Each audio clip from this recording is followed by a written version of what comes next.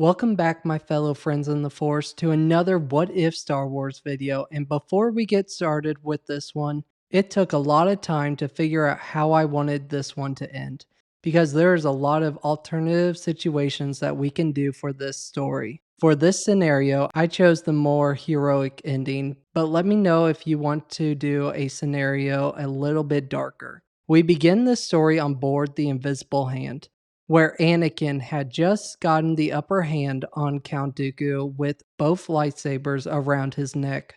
As the conflict in Anakin grows, Palpatine tells him to Do it. Anakin for a second hesitated as he thought, could he really kill an unarmed prisoner? However, Palpatine kept telling Anakin, end his life, and we will be one step closer to ending this war. Before Anakin's arms are able to slice down the powerful Sith Lord, Obi-Wan wakes up from being knocked out from the duel earlier, as Count Dooku gets force-pulled away from the blades in Anakin's hands. Obi-Wan seeing the conflict in Anakin's eyes as he tells Anakin to free the Chancellor. As Obi-Wan then helps Count Dooku get back on his feet, Anakin can see the frustration in Palpatine's eyes, as if it wasn't for Obi-Wan, Anakin would have executed his orders. They move quickly to sneak under General Grievous's detection to jump into escape pods to be en route to one of the closest Republic cruisers, taking Palpatine away from the battlefield. Obi-Wan informs the Council that Palpatine has been rescued and Dooku is taken into custody. Many clones and Anakin guard Dooku as he is taken into the Jedi Temple for questioning. Palpatine is back in his office as his mission for Anakin to kill Count Dooku had failed. He comes up with a new plan, telling General Grievous to attack multiple planets under the Republic's control. This will make the Jedi be scarce, having to deal with so many battles at the same time. This, however, did not delay the Council in order to meet with Dooku, as Dooku stands in the middle of the room in front of the Jedi Masters and Knights. As the Jedi Council tries to find out who the Sith Lord is, Dooku ignores their questions, saying that the Jedi had lost their way. Then, the Council asks Obi-Wan and Anakin to get their point of view of what occurred. Obi-Wan tells the Council that he woke up to the sound of Palpatine telling Anakin to kill Dooku. He could see the conflict in Anakin's eyes, as Anakin states that he was planning on killing Dooku if Obi-Wan hadn't pulled Dooku away. The Council finds it interesting that it was Palpatine who was the one that told Anakin to kill an unarmed prisoner. Even with Dooku dodging the Council's questions, they come together in agreement that Palpatine is indeed the Sith Lord that the Jedi had been looking for. Mace Windu knows Palpatine's next move will be to control the Senate, as the Temple guards take Dooku with Mace Windu and a bunch of Jedi Masters to the Senate chambers to reveal Palpatine's true identity. The Senators are in shock, seeing this many Jedi, as they know something must be off. They all notice Count Dooku walking into the Senate chambers, guarded by the Temple guards. Mace Windu takes a pod down to the center where Palpatine is standing in front of the senators. Mace Windu informs the senators that they have evidence that Palpatine is the Sith Lord that the Jedi have been looking for, and he is the reason for this war to begin with. Many senators yell at Mace Windu, saying that the man that he brought into trial is a traitor to the Republic.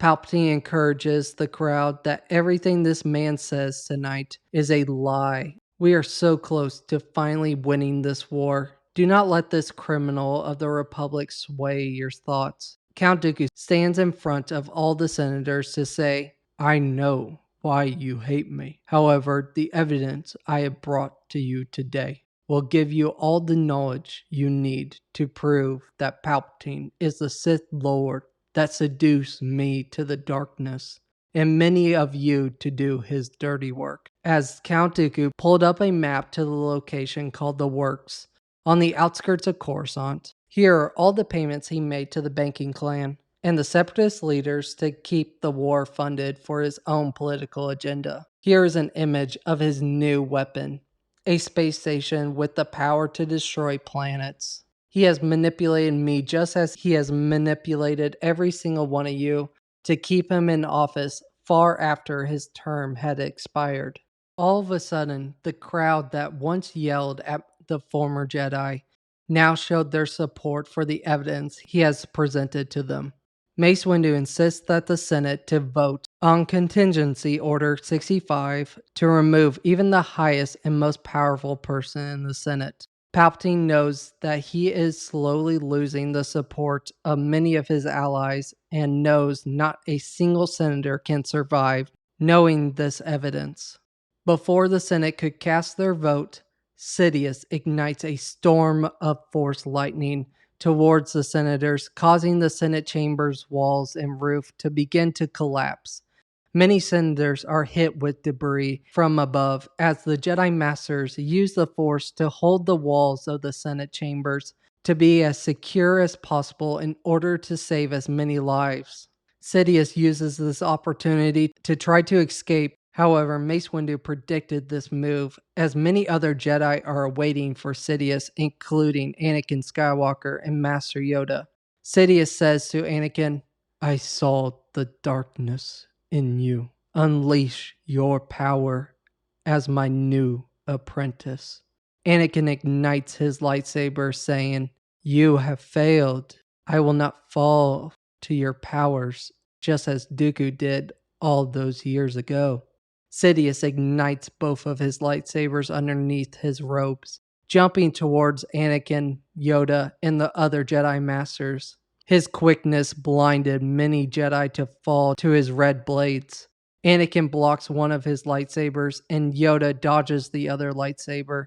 Power versus power, as each attack from Sidious shows off his incredible abilities with the lightsaber, keeping both Anakin and Master Yoda on their toes. With Anakin's metal hand, however, he grabs Sidious's arm, breaking the bones in his wrists. Sidious drops one of his lightsabers as Yoda blocks the other lightsaber. With the next thing Sidious feels is a blue blade of Anakin Skywalker's, stabbing the center of Sidious's chest, dropping him to the floor.